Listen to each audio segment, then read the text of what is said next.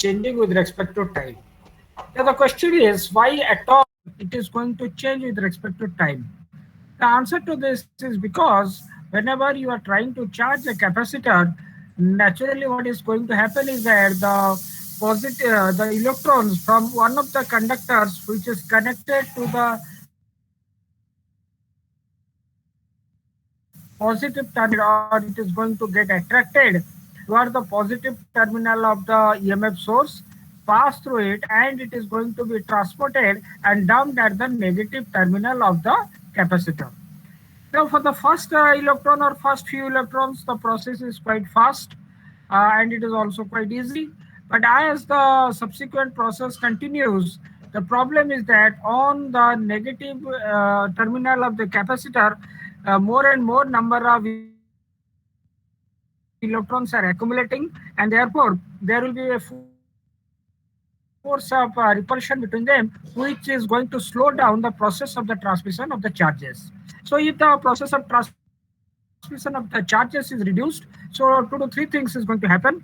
First thing, the rate at which the charges are transported, that is the charging current I, is going to reduce. So initially when the capacitor was completely discharged, or there was no charge on either of the two plates, so the charging process was quite fast. The current was almost equal to the short circuited current. So that is, since it is going to behave like a short circuit, therefore we always connect a resistance in series with the capacitor, because this resistance is going to prevent the short circuit. Naturally, the current which is going to flow through this capacitor, so initially it is going to be around E by R. That means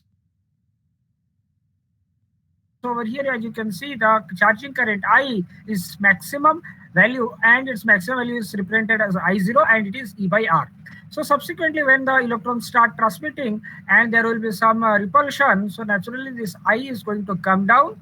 And as the capacitor is completely charged, the value of this I becomes 0. So once the capacitor is fully charged, the charge on the total capacitor reaches the maximum value, then the potential difference across the capacitor is also going to be equal to that of the source.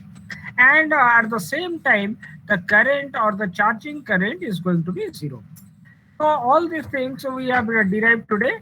So first thing is that in this circuit, when the switch is made closed, or it is closed over here like this, then it is going to form a closed loop. So over here you will apply KVL. So once we will apply KVL, so naturally the current is in this direction. So from minus to plus I have written E, followed by, since the current is going to enter from this side, so we will write it as minus IR. Similarly, the current is also going to enter the capacitor from this side. So this one is positive and this one is negative. So over here, in place of VBC, we put Q by C, because you know that V is equal to Q by C. So in this way, we have written this equation, and since it is a closed loop, so it is equal to 0. Now from this, what we did is that we separated this I and we divide this entire equation by RC. So if we will do that, and we will represent this I by means of dq by dt, then we are going to achieve this equation. Now this equation over here, we will make some arrangement. So under this equation over here, we will make some arrangement. So under this dq, we will take this term q minus ce and place it in the denominator, and this rc is going to remain over here, and this dt is going to be on the numerator. So in this way, after rearranging, we are going to get this equation. Now here one important thing that I pointed out is that instead of using q and t, we'll rather use the term q dash and t dash, so that this q and t are reserved for the user's upper limits.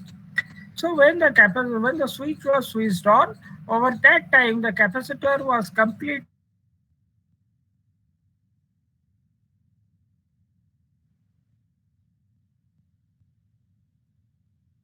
through the capacitor. So once the capacitor is completely charged, the current is going to flow through the capacitor, and naturally the current is going to flow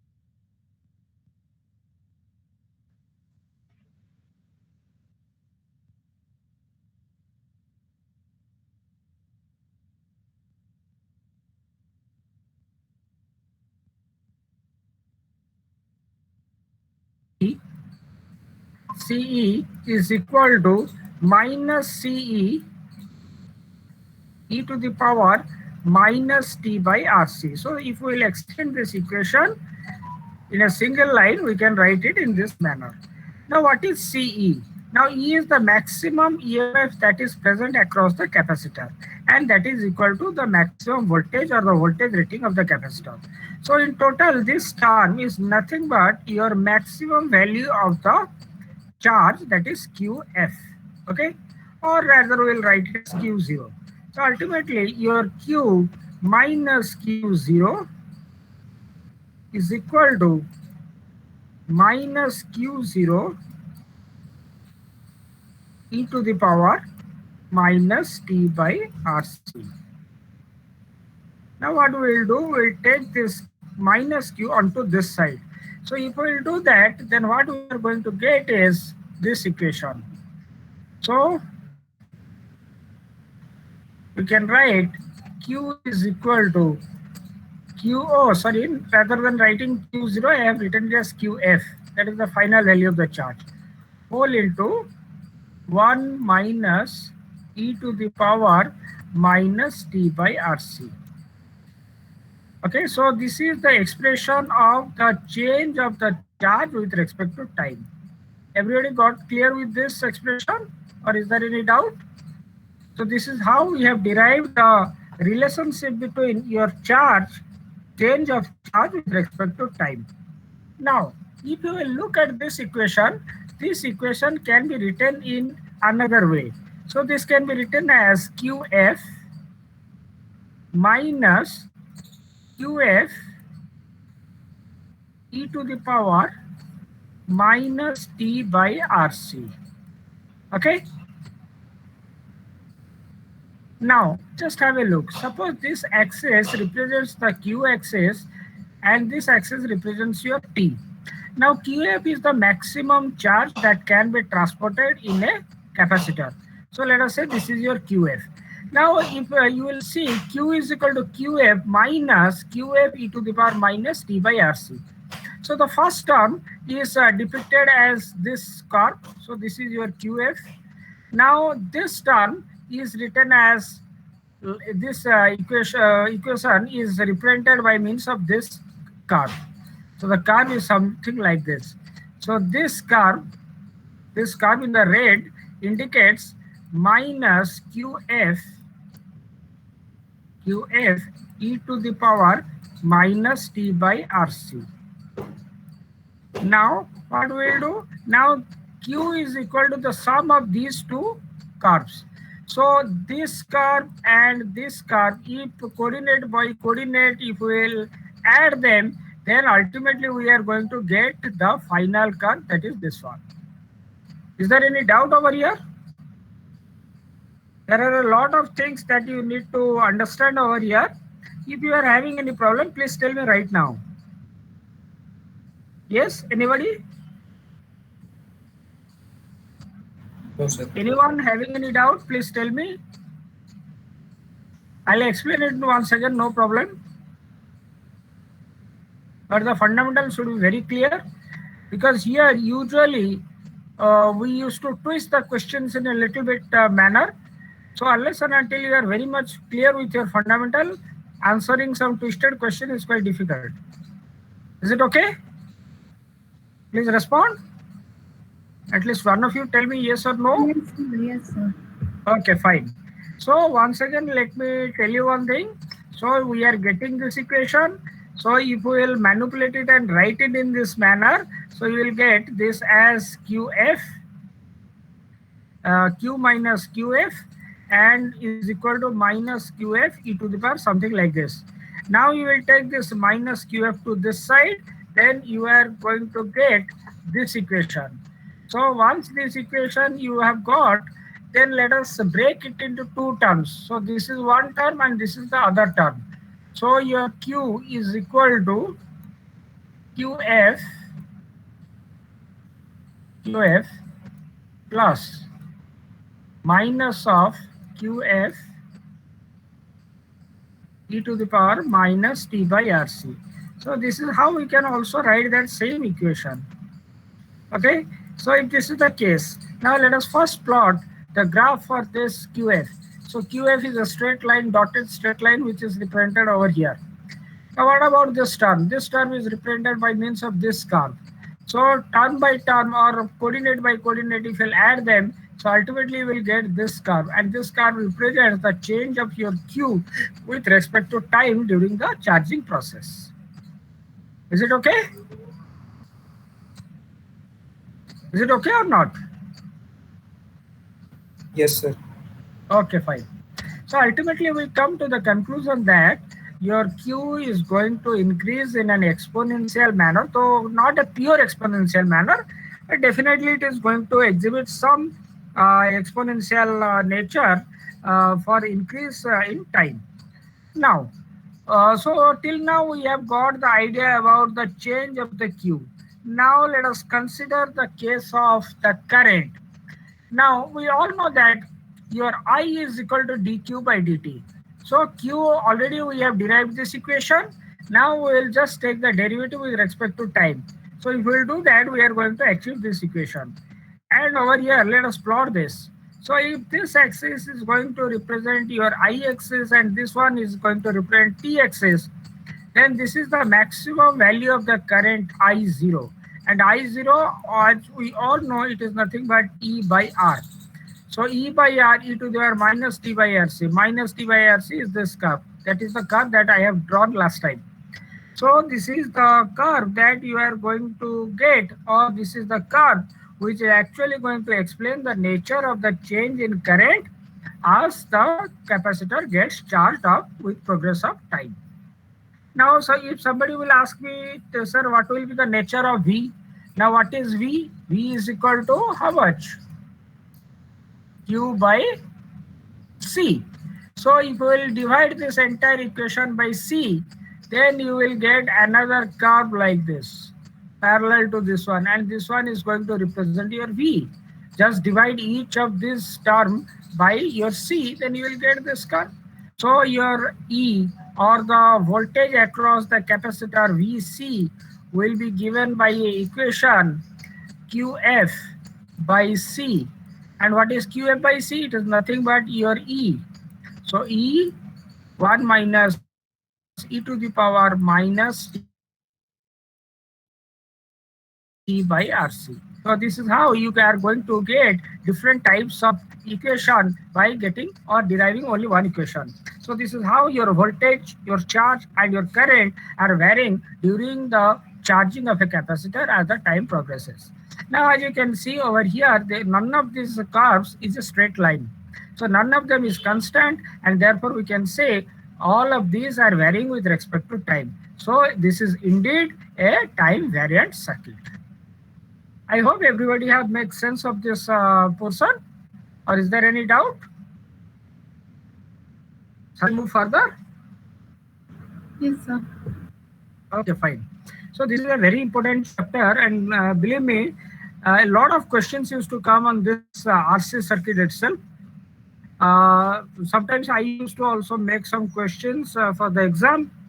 Maybe this time I may or may not do the question, but whenever I make questions on this, I used to twist all these curves in such a way that you have to exercise your brain a little bit harder. Okay, so please be fundamentally very clear about this. Next comes your time constant. We got different curves. So as you can see that this is the maximum value of QF, and obviously the capacitor is taking some time in order to achieve the full charge. Similarly, the total voltage across the or the rating of the capacitor, let us say, is equal to V. Now, in order to achieve that V, okay, the capacitor is taking some time. It's taking some time to reach that value of this V, because I have already told you that capacitor is a circuit element that opposes a change in voltage. So suddenly it is not going to achieve this voltage V, that is the rating of the capacitor, but definitely it is going to take some time. But how much time? So that time is related, and that time is very important to us. So for that, we introduce another concept that is known as the time constant. Okay. And in case of RC circuit, the time constant is given by tau equal to RC. So what is this tau? What is this time constant? What is the definition of this time constant? Let us try to understand. Now, time constant of a RC circuit is also sometimes known as relaxation time. Okay, that means how much time the capacitor is taking in order to get charged to a certain extent. Okay, so your time constant or your relaxation time can be defined as the time it takes or the capacitor takes or the charging current of the capacitor takes to decrease by 36.8% the initial value. What does that mean? That means how much time the capacitor is taking to charge itself to 63.2% of its maximum charging value. For example, suppose let us say I am having a capacitor which is rated at 16 volt. Okay, usually we will see, go to the market to buy some electrolytic capacitor for your circuits, then they will definitely ask you what is the voltage rating of the capacitor. So you may say, sir, I require a capacitor of 16 volt, 1000 microfarad. So in this way, you have to go and ask for a capacitor in the market. Now, when I am talking about this rating, a very important rating is the 16 volt. Okay. Now 16 volt is the maximum voltage that the capacitor can achieve when it is fully charged. Okay. Now what happens? What is this time constant? Time constant is the time in seconds required by the capacitor to charge itself up to 63.2% of the maximum voltage. Now the question is, what is 63.2%? Now let us calculate it. So your let me calculate it and tell you. So 63.8%. Just a minute. 63.2% of 12 volt is equal to 7.6 volt. Is equal to 7.6 volt. Okay. Now, how much or the time that is taken by the capacitor during the charging process to achieve a voltage of 7.6 volt is actually what is required or what is known as time constant. Okay, let me tell you once again. Suppose I have a capacitor which is rated at 12 volt. Okay, now 63.2% of this 12 volt is 7.6 volt. That means initially the capacitor was discharged and slowly the capacitor is charging up, and therefore slowly the voltage across the capacitor is building. So after it is completely charged, definitely the voltage will be 12 volt. But when I am talking about time constant, or time constant is rather defined as the time taken by a capacitor to charge up to 7.6 volt. Okay, that means the time taken by the capacitor to get charged up to 7.6 volt is known as the time constant of the 12 volt capacitor. Are you getting what I'm saying? Or I need to explain it once again? Please tell me.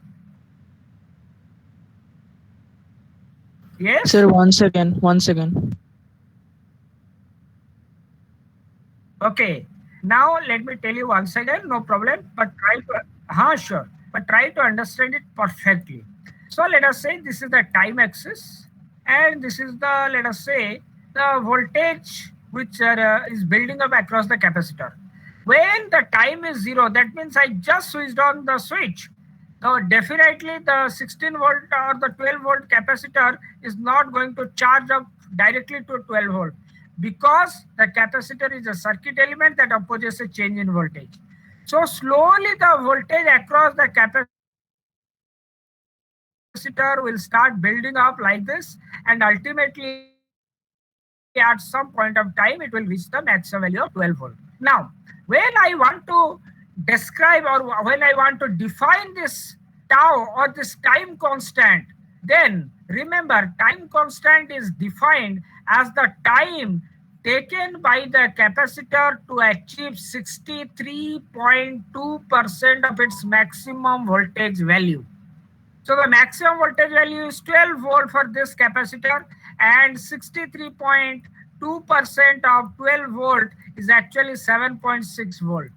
So if I'll plot this curve like this, and over this point I am getting 7.6 volt. So the time that this capacitor is, or this RC circuit is taking to build up the voltage up to 7.6 volt is known as the time constant. So this is the time constant in second. Once again, I am giving you three definitions of a time constant. Time constant is defined as the time taken by the capacitor to reach 63.2% of its maximum charge value. Or I can also define it as it is the time taken by the capacitor to reach 63.2% of its maximum voltage value. Or it is the time taken by the capacitor to decrease the current by 36.8% of its maximum value. So there are three ways in which I can define the time constant. But mathematically, time constant is always same, that is tau is equal to RC. Okay, so tau is equal to RC. So suppose I want to ask you what is the time constant of this RC circuit. Simply do one thing, find the resistance of the RC circuit and then multiply by the capacitance, and you will get the time constant of that circuit. Is it clear to you all? Yes, sir. Okay, fine. So over here also, acha. But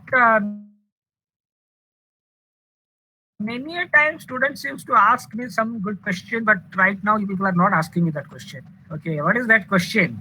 And the question is, why I am always choosing 63.2%? Is 63.2% a golden number or what? But nobody asked me that question. So why you are always taking this 63.2% or this 36.8%? Why not 60% or 40% or 75% like this? Isn't it a question? Important question? Yes or no? You want to know? Okay, let me tell you, there is some good explanation for this. Okay, nowadays, suppose you switch on your television. So this is your LCD TV. Now you have the remote controller. So there is a volume button like this. So one is plus, the other one is minus. Suppose you press the plus sign. Okay. Now you will see some bars are going to increase like this. Yes or no? Aren't you seeing? Yes or no? Yes, sir. Okay. Now why I am telling you, now you will see that when you keep pressing this plus sign continuously, what you will see that the bars are increasing, but after a certain number of bars, you can actually feel there is a loudness in the voice. Okay. Okay, one by one the bars are increasing in order to represent the increase in the volume, but still then you can only hear there is a change, or your mind can perceive the change in the loudness of the volume only after, let us say, 4 number of bars have been crossed. So each of these 4 bars, that means these 4 bars actually represent 3 decibel. So your ear is capable of detecting a change when there is a change in the loudness by 3 decibel. And 3 decibel mathematically is equal to 63.2%. So there is a lot of mathematical stuff revolving around these concepts. So we should not go deep into it, but at least remember that 63.2% is actually a golden number in engineering, particularly in sound or electronics engineering. where we will be talking about this tuning, where we will talking about the signal processing, where we make use of RC circuit to identify the signal. And when you are reaching this, or when there is a sudden jump of 63.2%, then only our brain can perceive the change. Now, another example, let me tell you. For example, your AC voltage is changing with respect to time like this. That means at every 0.002 second, it is actually becoming zero.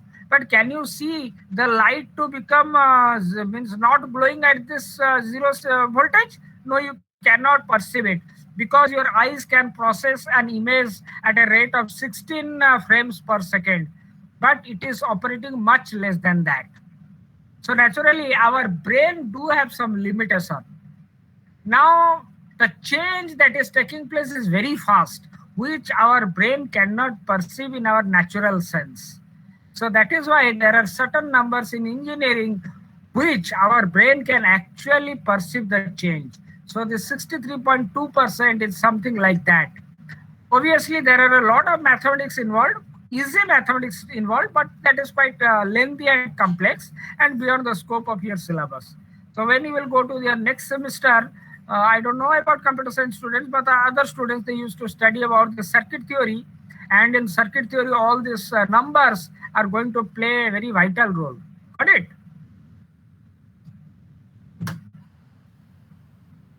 So engineering is very interesting, believe me.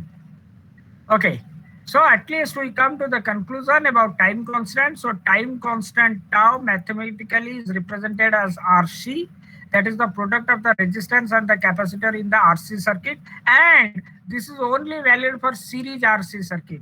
For parallel RC circuit, the equation is different, or the time constant is a different mathematical expression. Second important thing, time constant is sometimes also known as relaxation time. Third important thing, time constant definition. Time constant can be defined in three ways. First definition, it is the time taken by the capacitor to charge itself up to 63.2% of its final charge. Second definition, it is the time taken by the capacitor to reach 63.2% of its maximum voltage rating. Third definition, it is the time taken by the capacitor as a charging current to decrease by 36.8% of its maximum charging current. So these are the three different definitions of time constant. Now, let us now concentrate what is the practical significance of this time constant. Remember, if the time constant is small, the capacitor is going to take very less time to charge itself. But if the time constant is large, it is going to take a lot of time to get itself charged. So, if you want the capacitor to charge itself very quickly, then you should consider a very small resistance, because R into C is equal to tau. So if R is less or C is less, then obviously your time constant is going to be less. So the capacitor will get charged very quickly. Now, if the time constant is large, that means if I will increase the resistance in the circuit or the capacitance in the circuit or both of them, then obviously the time constant will increase and it will take a lot of time to get itself charged. Okay. Now, the time constant for charging is also same as the time constant for discharging. So you can say that time constant can also be defined as the time taken by the capacitor to discharge by 36.8% of its maximum charge. Or it can be defined as the time taken by the capacitor to discharge by 36.8% of its initial voltage. Or you can also define it as the time taken by the discharging current to increase by 63.2% of its initial discharge current. So just the opposite of the definitions are just opposite in case of discharge condition. Now let's talk about this discharging of capacitor and wind up this chapter. Next. So ultimately, we have concluded that we are charging the capacitor because the capacitor is capable of storing the electrical potential energy in its electric field. Now, this can also be used to engage some load. Also, it can be used to manipulate some signals. So, the capacitor is having innumerable applications in electrical and electronics engineering. Now, let us try to understand the concept of discharging. So over here in this circuit, you can see that I have a capacitor which is fully charged. Okay. And the maximum value of the charge inside this capacitor is Q0, let us say. But the switch is open and during the discharging condition, I don't require this battery. I have removed that battery. Okay. Now the switch is open, the capacitor is fully charged. Since the switch is open, the circuit is also open. So we all know that inside an open circuit, no current is going to flow. Now what happens? The moment I will close this switch, I'll close this switch. So what is going to be the magic? The magic is that it now becomes a closed circuit. So the current will start flowing. Okay. So the current will start flowing. That means I is equal to dq by dt. And this is equal to, as you can see, that if I will apply KVL to this circuit, so if I will apply KVL to this circuit, then what I am going to get? I am going to get from plus to minus, it is minus IR, okay, fine. Next, I am having again a plus sign, so I will put minus Q by C is equal to 0. Or I can write it as, or your I is equal to minus Q by RC. Now what is I? I is nothing but rate of change of charge, that is dq by dt. So ultimately I can write this equation as I is equal to dq by dt, which is again equal to minus Q by RC. Okay, just by applying KVL to this circuit of discharge, I can write the equation like this. Now, when the moment I close the switch, let us say I close the switch at t equal to 0 plus. That means just before closing the switch, let us say the time is equal to t0. Now at t0, what was the charge on the capacitor? It was Q0, because I have told you initially the capacitor is charged to Q0. And what was the current? Obviously that current I0 is going to be equal to minus Q0 by RC. Okay. Now again in the same way, that means I will change the limits Q and T to, so I will represent this Q and T as Q dash and T dash.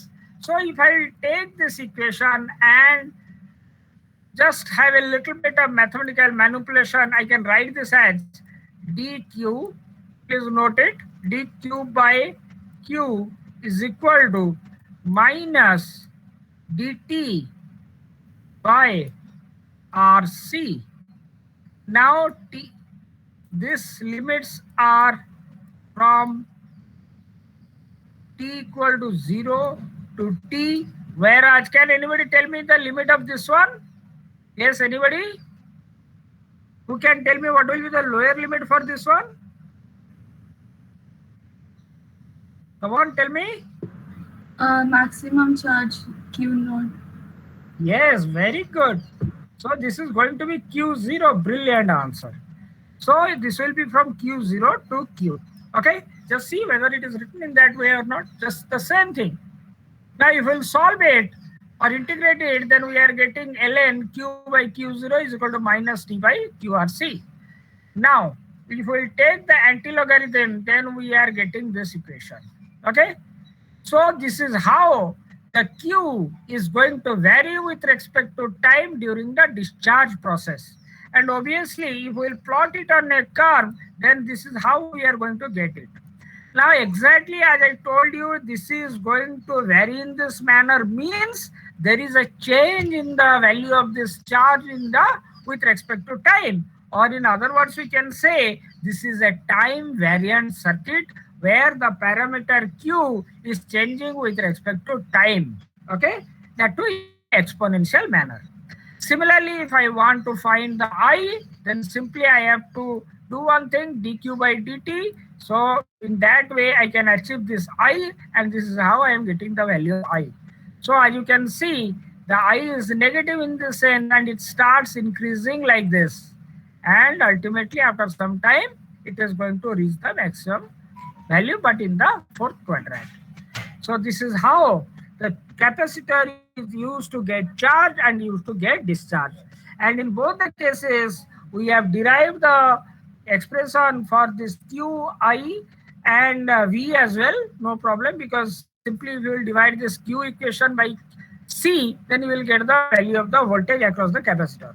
So it is not at all a big deal. But the thing is that ultimately we can conclude that in all the cases, the value of this Q and this value of this I is continuously changing exponentially, and therefore these are time variant electric circuits. So with this, we will conclude our class. We have almost completed 99%. Only 1% is left out. That is the energy associated with the charging and discharging process. So on Monday, we are still having one class. We'll study about that and solve some important problems so that by Wednesday, you are 100% ready for your medicine. Is it okay? Yes, sir. Okay, so by now we have almost done it. Now today, if possible, I will complete this slides. Another 4 to 5 slides are required, and I will complete it and I will dispatch it maximum by tomorrow evening. I will be sending out your WhatsApp group or your mail ID. So please download it and go through it.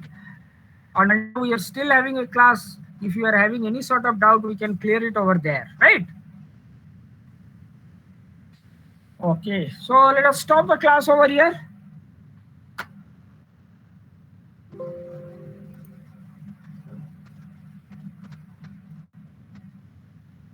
Shall we stop it over here, or you people will remain online?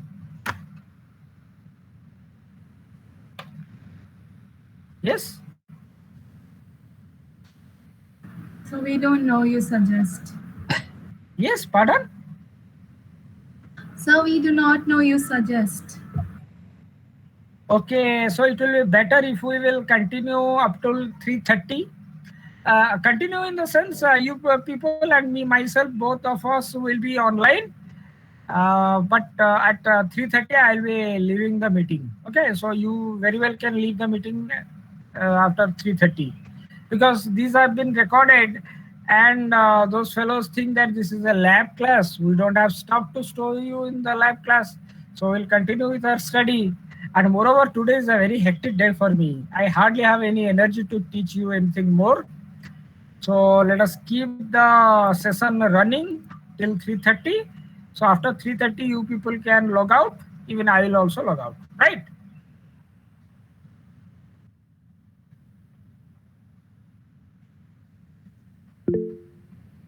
Okay, Mihika. Thank you. Thanks for all your cooperations.